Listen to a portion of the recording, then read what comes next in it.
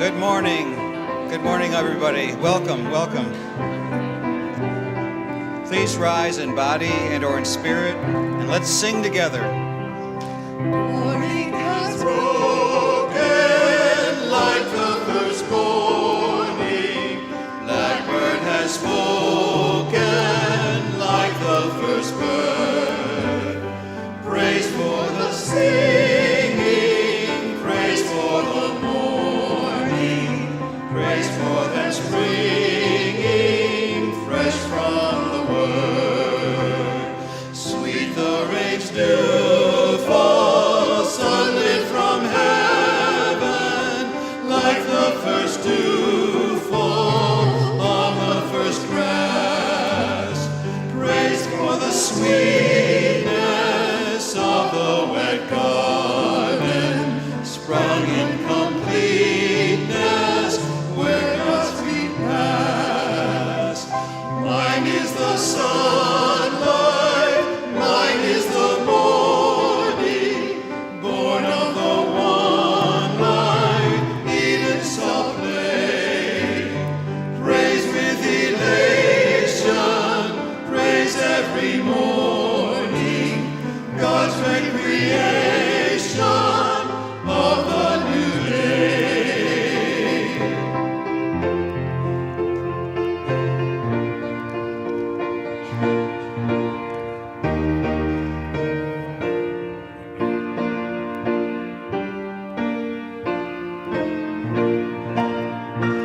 Oh, beautiful for spacious skies, for amber waves of grain, for purple mountains' majesty, above the fruited plain.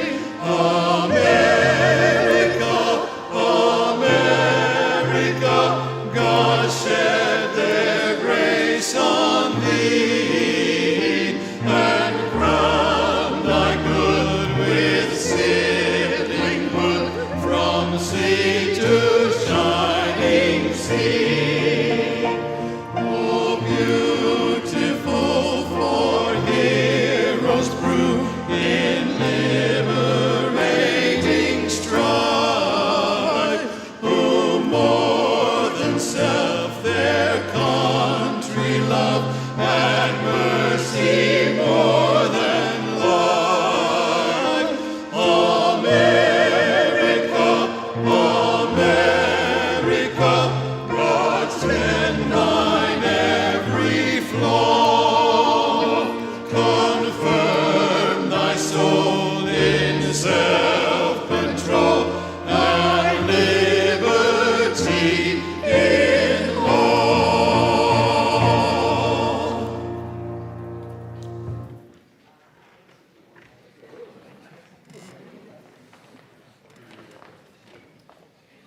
Wow.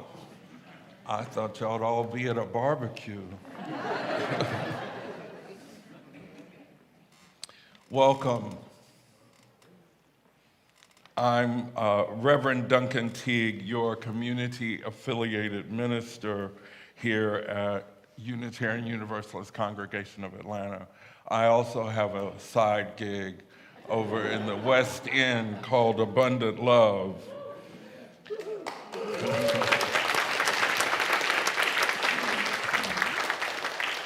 It's so good to be with y'all. Carol, it's good to see you. We here at UUCA are transforming lives through courageous action and soulful connection. It's good to be with you on this Memorial Day weekend. I want to especially tell you that if you are a veteran, and I hope we do have some with us, or if you love a veteran, you are welcome and you are cherished here. Do we have persons who have served our military? You can stand. You can rise in body or in spirit.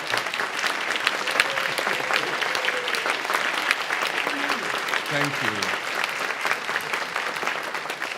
interesting, the demographic, and were there any women who stood over here? Yeah. Okay, thank you. Thank you very much.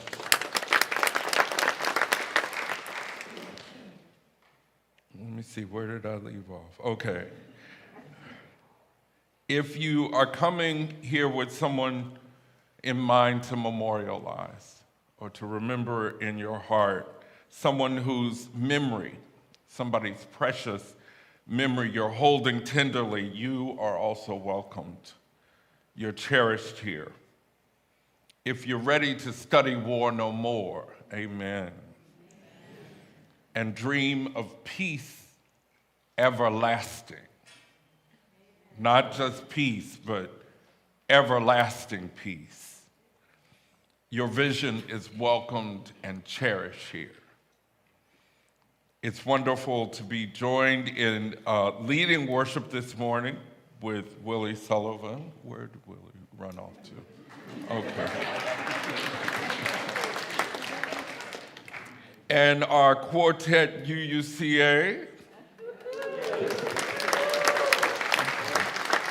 I think it has been many years since we worked together, but it's a joy to be with y'all. And our special guest from Nicholas House, Tanya Watkins, who will be doing our dedication of the offering. Thank you.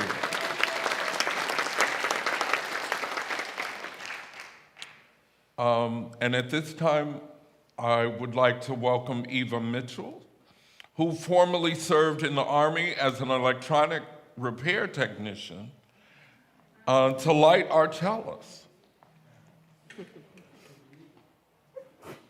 Thank you for your service to UUCA today. Let's say our chalice lighting words together. This flame illuminate our tradition of seeking, invite all who yearn for acceptance, and ignite our passion for justice.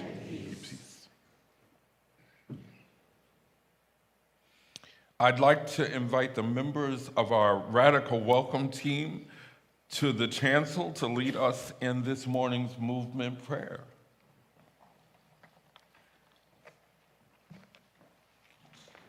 Oh, I know them. Good morning.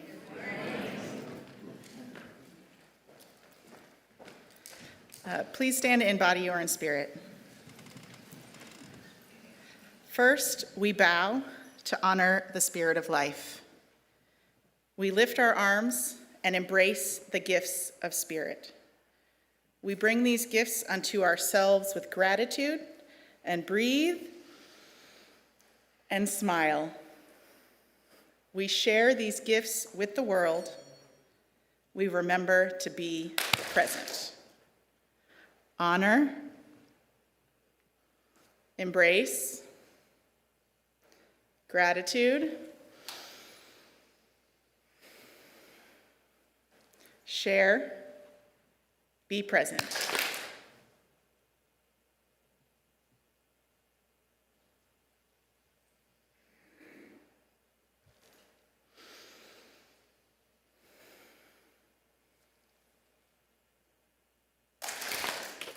Thank you.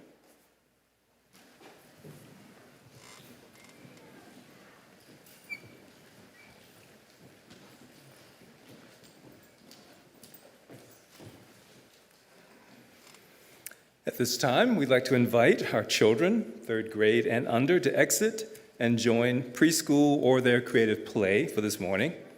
Please note the locations for these activities are just down the hall on the first floor.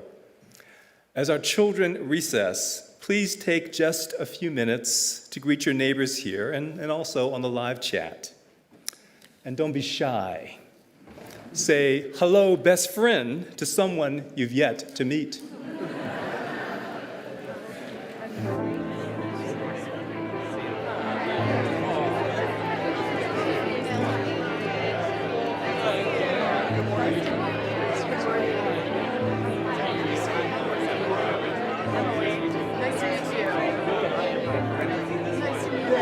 This is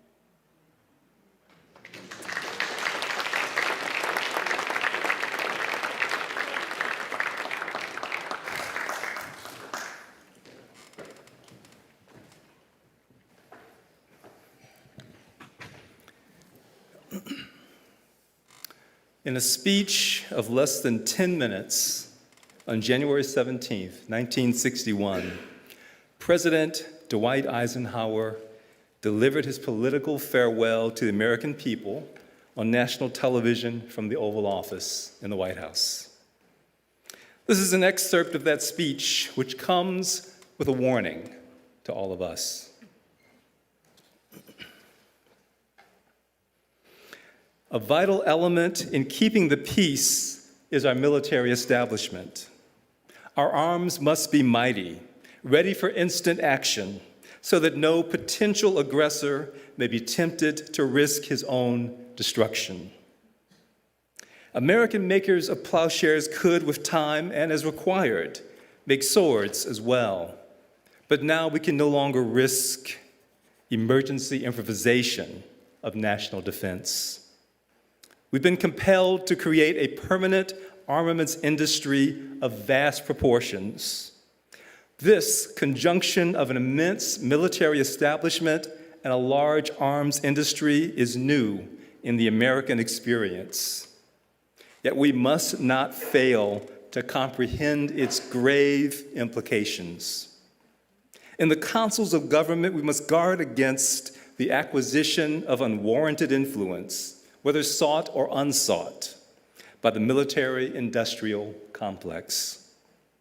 The potential for the disastrous rise of misplaced power exists and will persist.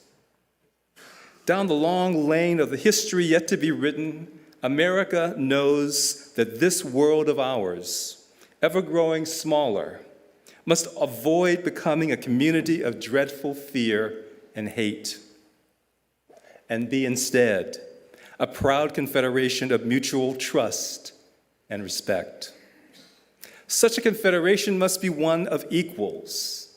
The weakest must come to the conference table with the same confidence as do we, protected as we are by our moral, economic, and military strength. That table, though scarred by many past frustrations, cannot be abandoned for the certain agony of the battlefield. Disarmament, with mutual honor and confidence, is a continuing imperative. Together we must learn how to compose difference, not with arms, but with intellect and decent purpose. Because this need is so sharp and apparent, I confess that I laid down my official responsibilities in this field with a definite sense of disappointment. As one who has witnessed the horror and the lingering sadness of war, as one who knows that another war could utterly destroy this civilization which has been so slowly and painfully built over thousands of years, I wish I could say tonight that a lasting peace is in sight.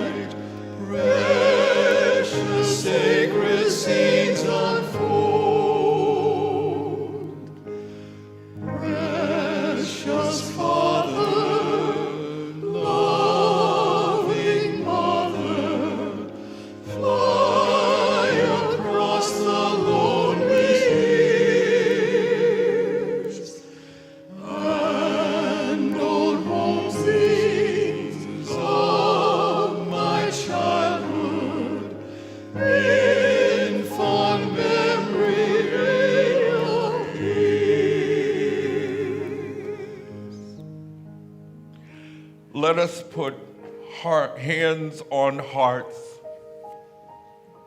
feel the heartbeat, connection to life. Breathe in peace. Say to yourself silently, I will love myself. I will love others. And that love can heal the world. At this time, we hear the joys and the sorrows of this congregation. You may be seated.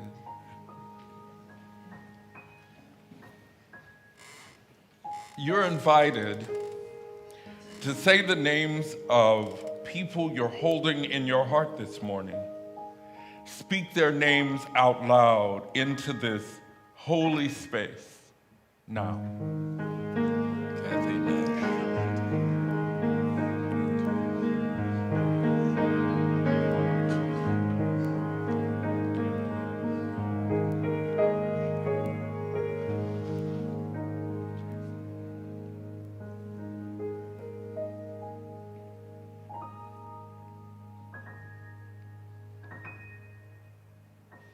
may all beings find connection. May all people find comfort. May all of us find ways to be more loving to one another. Spirit of life, love, eternal. We rest in holy gratitude. We surrender to a mystery beyond ourselves, asking forgiveness for our mistakes, for our unresolved conflicts, those times that we have been selfish or thoughtless, or to let our nation act in such ways. Breathing in and out, we offer grace.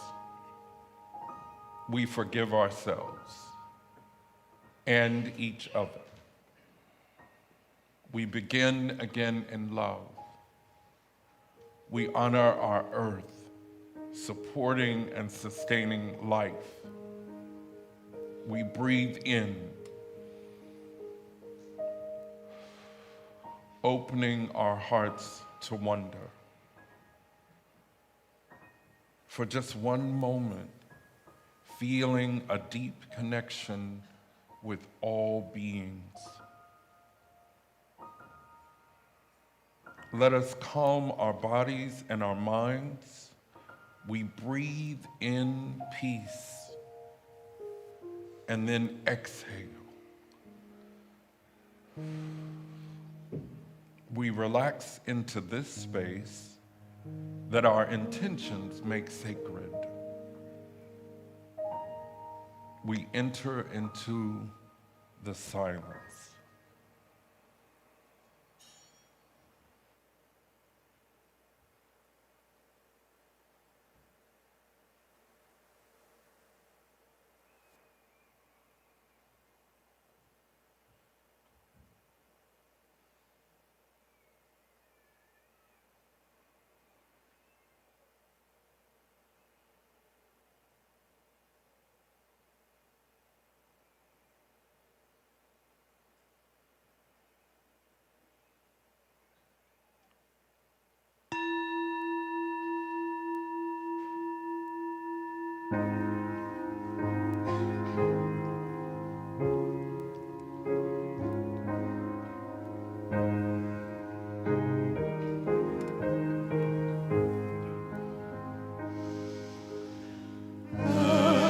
As I travel on life's pathway, know not what the years may hold. As I ponder, hope grows fonder, precious memories flood my soul. Precious memories, how they linger, how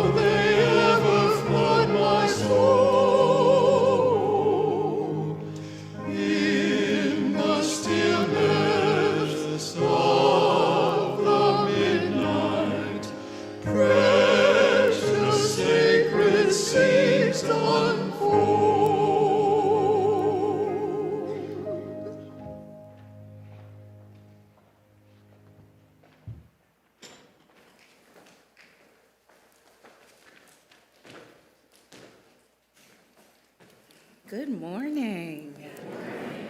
I'm Tanya Watkins, and I'm the Director of Development for Nicholas House.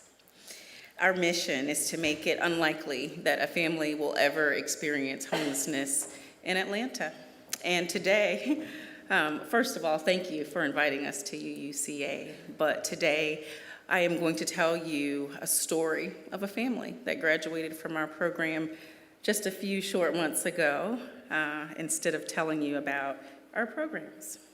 It just so happens that the mom in this story, her name is Tanaya, and I'm Tanya, but we're not the same person. Okay. My name is Tanaya McKay, and I have a family of 3. I came to Nicholas House in hopes of finding help for shelter. I had just experienced the worst trauma of my life, and I lost everything in a house fire that also took my car. I never thought it could be me. I felt lost and confused. What do you do after working so hard to provide for your family and then to watch it all burn? God is so amazing for pointing me in the direction of Miss Gilbert, my caseworker. When I arrived at Nicholas House, my goals were to find shelter, food resources, clothing resources, and a better paying job. Help with PTSD of the fire for my children first and for me to follow. Nicholas House helped me with all of my goals and then some. I was able to find and get an apartment, and the organization helped me with furniture, appliances, food, clothes, and more than I could have ever imagined. I was even able to use their resources while finding a better financial situation at my current job. The amount of counseling that I have received from the monthly check-ins has been everything. It gave me hope. I can't stop crying just trying to write this. So much love to move forward. Special and my deepest, warmest thank you to Miss Gilbert for being my complete rock and my personal angel.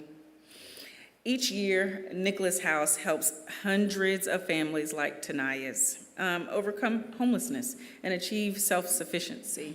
They just want to be independent and live on their own, just like everybody else. And this morning's offering is given thankfully and also received thankfully. So we appreciate you all, and thank you for thinking of Nicholas House.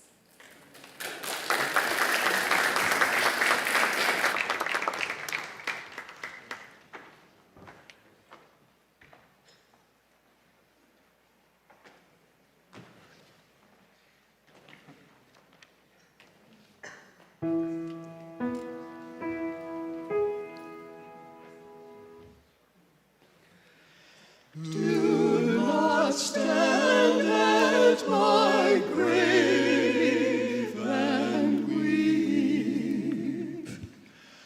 I am not there, I do not sleep. I am 1,000 winds that blow.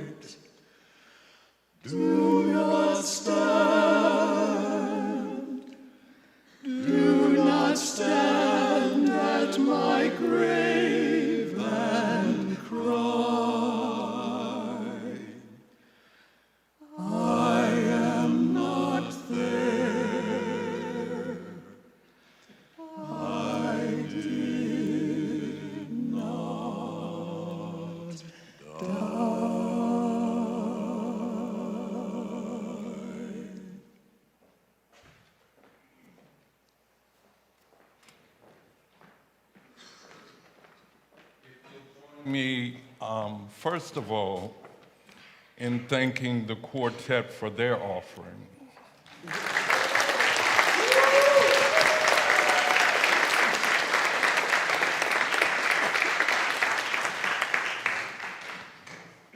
Some of the notes Gerald hits, wow.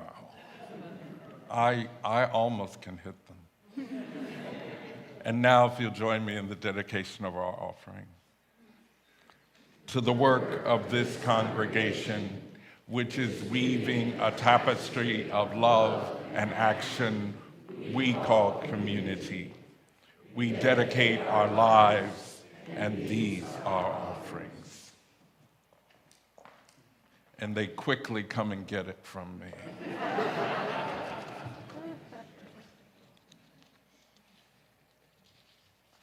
In seminary, they said, get your hand out the plate.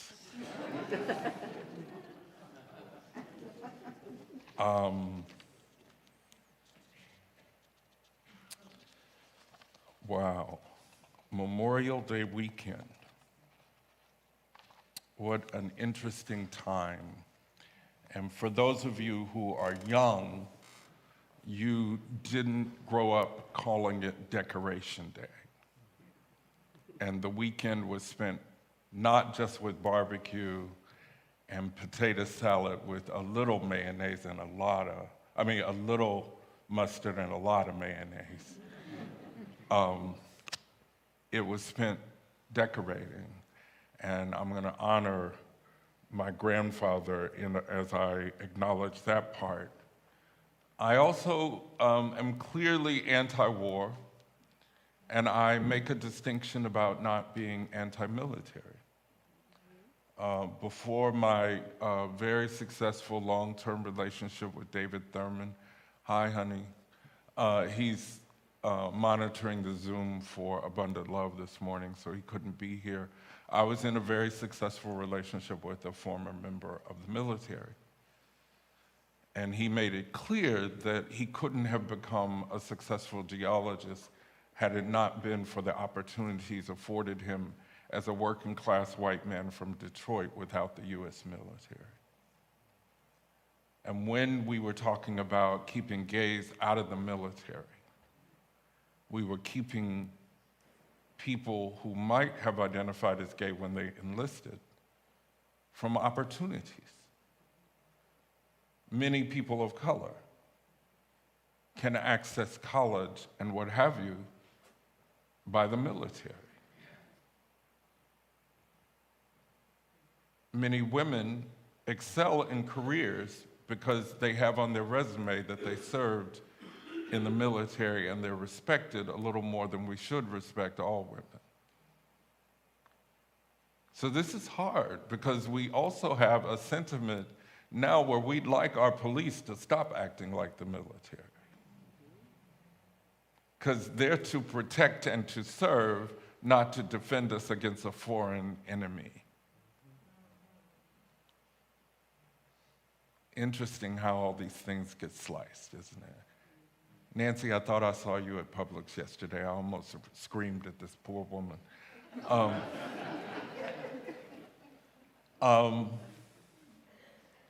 So I have to honor the military tradition in my family. I have to honor my own sense of what is right and moral, and also speak to what is the abhorrence, for me, of human existence called war. My disdain for war is fairly simple. I don't see killing as an effective means of moving our civilization forward. Though it was troubling for me that in history class as a child, we studied it based on one important battle to the next.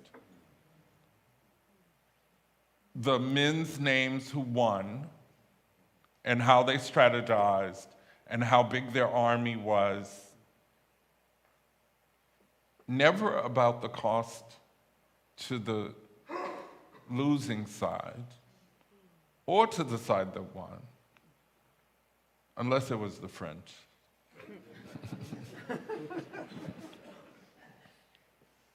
And then it got so confusing in the Middle Ages because there were so many wars. And this is recorded in history that there were folks who didn't know who was in charge. Because that side won last month, and you had a period of time, and then the other side won 3 months after that, or the Pope had declared victory and your group wasn't with the Pope, and so you didn't know what faith you were a part of, you didn't know what political, and you just sort of waited and hoped that you weren't going to get massacred by the next army coming through, and it got so confusing you didn't know what's interesting. What political agenda was in power for how long, which royal family or enemy of the royal family is now presenting the powerful and the winners of a particular battle until there was another one. And it would appear that we as a species have not come to a better way of reaching a conclusion about land agreements, resource ownership without mass killings. And now, the complete destruction of urban cities.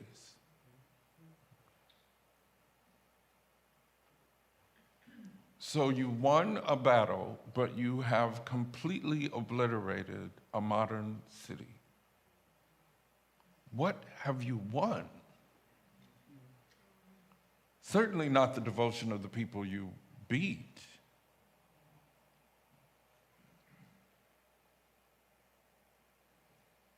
And this is usually fought by soldiers who are struggling in the country that wages the war against other struggling soldiers in the other country.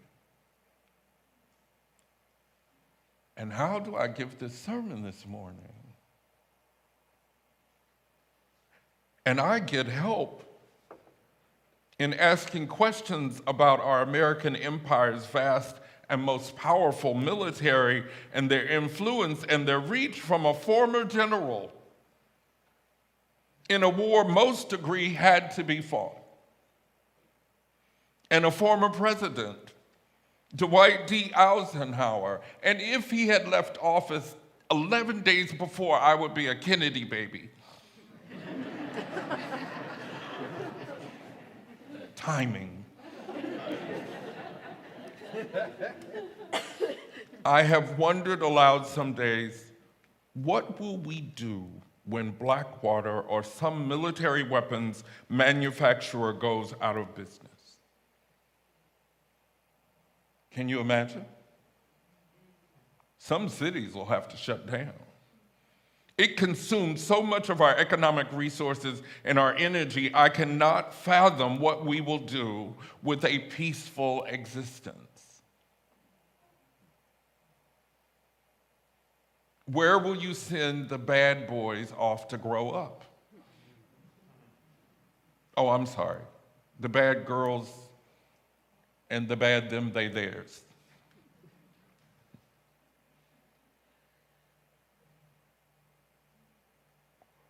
We will solve some logical global problems, I hope. And what about the aggressive older adolescents without a military to funnel that power and that energy?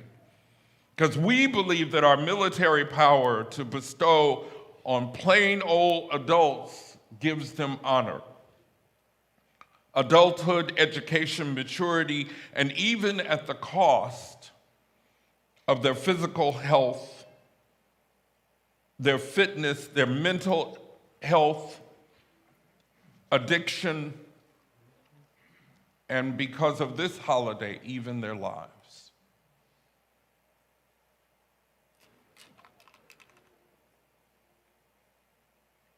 And yet, General President Eisenhower says we need to be careful.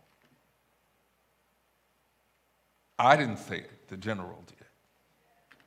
The one who won the war said we need to be careful about how we have built the most powerful military-industrial complex on the planet. We outspend many of the other nations combined. And we call it defense spending. Defending against who?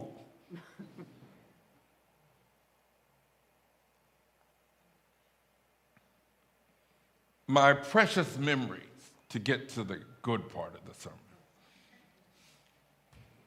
revolve around how meticulous and caring my grandfather, R.E. Teague, was on Memorial Day weekend when we went to Muskogee, Oklahoma, and decorated the graves of our departed relatives.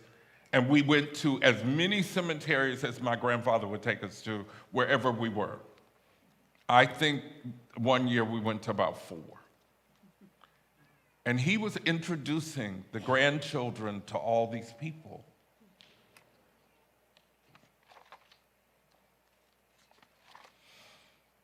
I feel like I've neglected my duty by not returning to Muskogee on this weekend and going to the resting places of my family and honoring him by placing plastic flowers, not real ones, from Piggly Wiggly on their graves in Muskogee, Oklahoma. The plastic flowers last a lot longer. And you also cared for the graves. Decoration Day. We did not talk about my grandpa's time in World War I in a segregated army, or even my uncle's service experience, and they spanned, because he had so many sons, all the wars. There were 5 uncles at one time in big Buicks and Fords, and they would all pull up and cover the house on the street. There was one girl, she was the oldest, unless you asked Uncle Owen, and that was Aunt Exetta.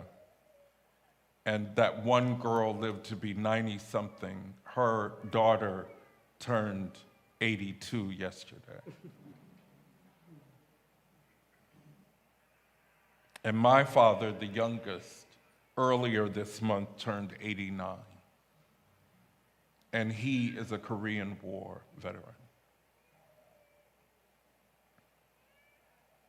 We were a strongly knit family and still are, but we don't have a central home place in Muskogee. It was sold. And we don't have a common military past like all those uncles had. And at one point I was telling Tony, by the way, thank you so much for your service here. And not just this Sunday, but the ad infinitum Sundays. Amen.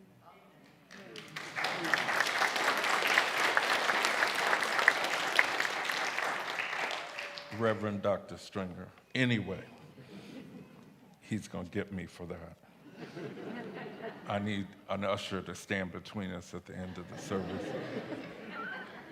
See, I thought I was being wise because I was born at a time when we questioned war, and I didn't understand the war that they were talking about at that time. And so my father supported the idea that if I had been born with the privilege of living in the United States, that I would give my service back to the country, and I think I have. But we didn't agree on how that service would go, and I asked if he would send me to Canada. I might as well have stabbed him. He looked at me, oh my God. Yeah, he was a little disappointed. Nor did we agree on the place that the Vietnam War had in our minds. It scared me, and I'm not sure I understand its beginning, its middle, or its end yet. And I certainly don't understand the people who started it and kept it going, way after it didn't need to be.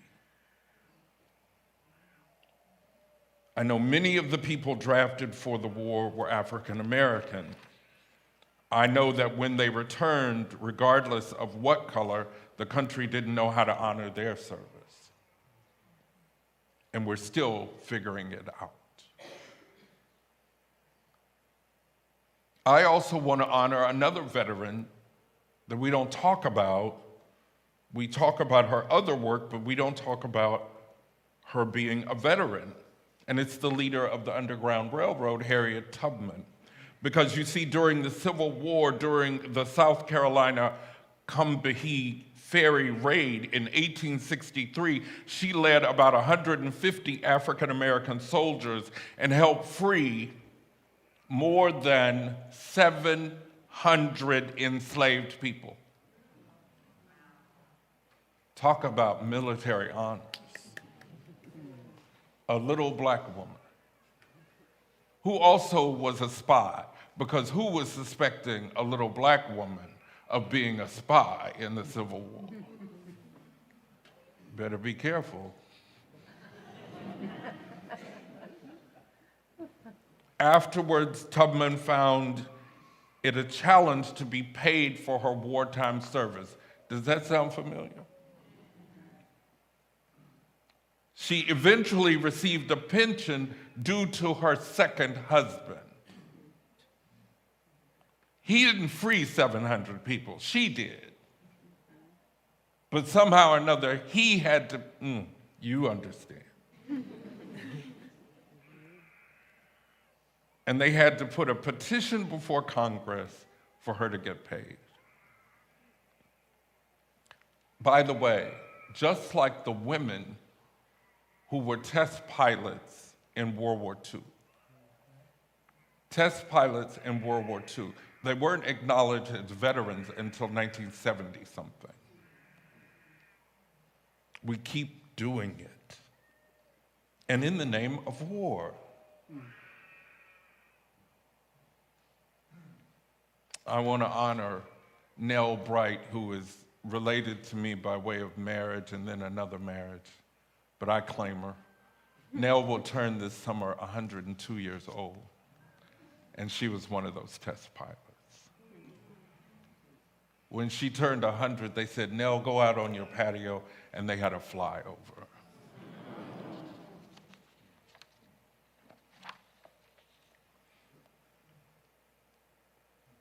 I feel also as though there's an unnamed war, and I'm only on page 7 of 12.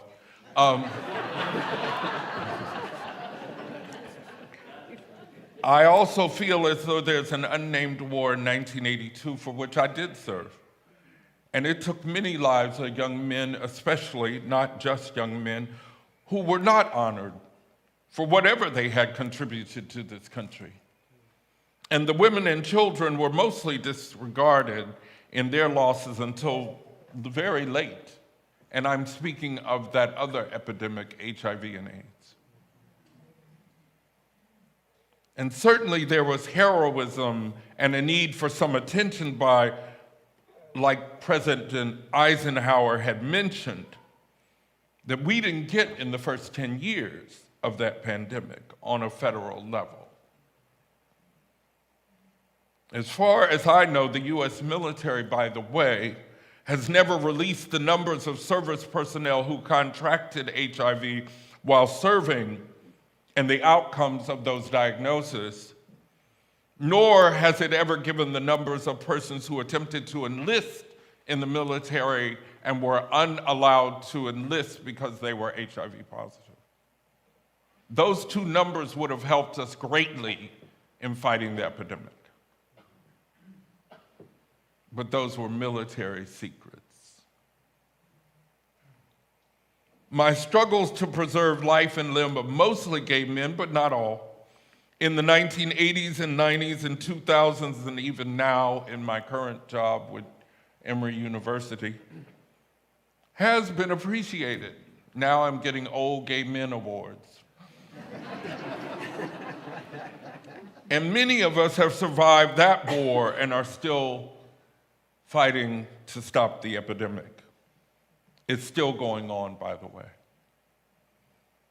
Maybe someday we will recognize our commonality over our greed and our desire to be only from our tribe, our nation, our political party, or our lack of political party. And by the way, the quick answers to COVID were directly due to the work that happened in HIV and AIDS. Maybe in some long distant future,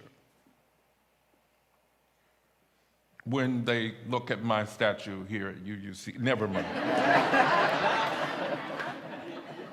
Maybe in some long distant future, they will read the words of President Eisenhower and ask, why didn't we listen? And they will honor our fallen who have served in military conflict or biological threats, and put flowers down while shaking their heads about how much better we could have lived. Amen.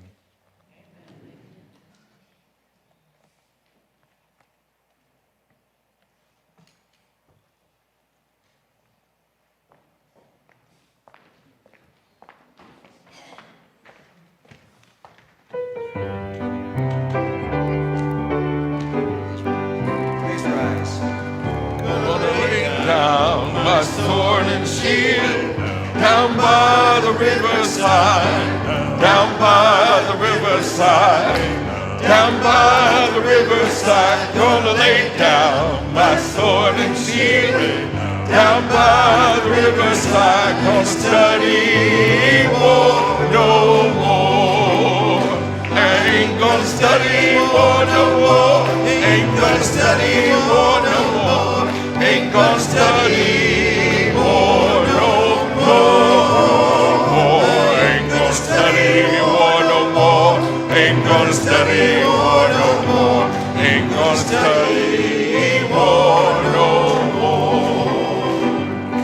Gonna lay down my burden down by the riverside, down by the riverside, down by the riverside. Gonna lay down my burden down by the riverside. Gonna study war no more. Well, I ain't gonna study war no more.